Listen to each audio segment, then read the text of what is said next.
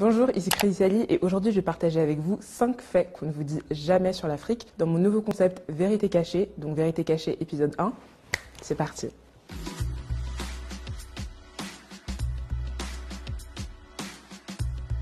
Alors pour commencer, le nom même de l'Afrique. Saviez-vous que le nom originel de l'Afrique est en réalité Alkebulan, qui signifie mère de l'humanité ou encore jardin d'Éden. C'est ainsi que les Maures, les Nubiens ou encore les Numidiens et même le peuple de Carthage appelaient l'Afrique. Cependant, à la chute de l'empire de Carthage en 149 avant Jésus-Christ, les Romains décidèrent de renommer Alkebulan l'Afrique. Et l'une des théories les plus crédibles est que cela provenait du nom de Leo Africanus, un explorateur européen. L'Afrique est rarement associée au monde des mathématiques ou encore au monde des sciences. Mais saviez-vous qu'en réalité, les 2 premiers outils mathématiques au monde ont été retrouvés au Swaziland, c'est l'os de Lebombo, et entre l'Ouganda et le Zaïre, c'est l'os de Ishango. Ces 2 outils ont été créés il y a 35 000 ans. Ce sont les premiers outils d'arithmétique au monde. Et ils ont donc été trouvés et créés en Afrique.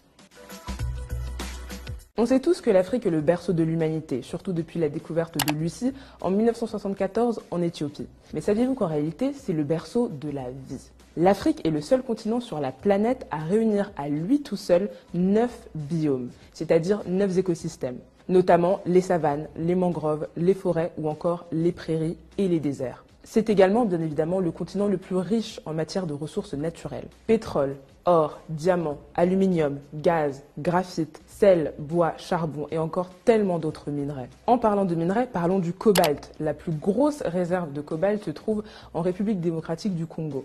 On y trouve la moitié de la réserve mondiale de cobalt dans ce pays-là. Et savez-vous à quoi sert le cobalt ?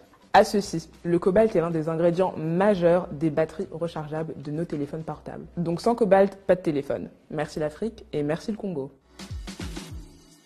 On nous parle souvent de l'Afrique à partir de la colonisation, après la colonisation.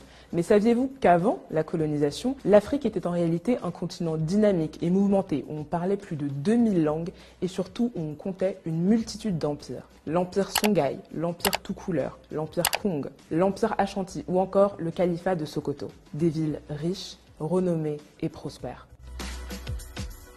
Et justement, en parlant de prospérité, saviez-vous que l'une, si ce n'est pas la première université au monde, a été créée au Mali? C'est l'université de Sankoré, à Tombouctou. Elle a été bâtie au XIVe siècle. Et figurez-vous que c'était une véritable capitale culturelle. Des multitudes de citadelles d'études, des centres d'apprentissage, des académies. On y enseignait des multitudes de matières, les arts, les sciences, la religion ou encore, bien évidemment, les mathématiques. Cette université, Tombouctou, le Mali, l'Afrique a fortement contribué et participé au développement de l'humanité. Alors à tous ceux qui disent que l'homme africain n'est pas assez entré dans l'histoire. C'est que l'homme africain n'est pas assez entré dans l'histoire.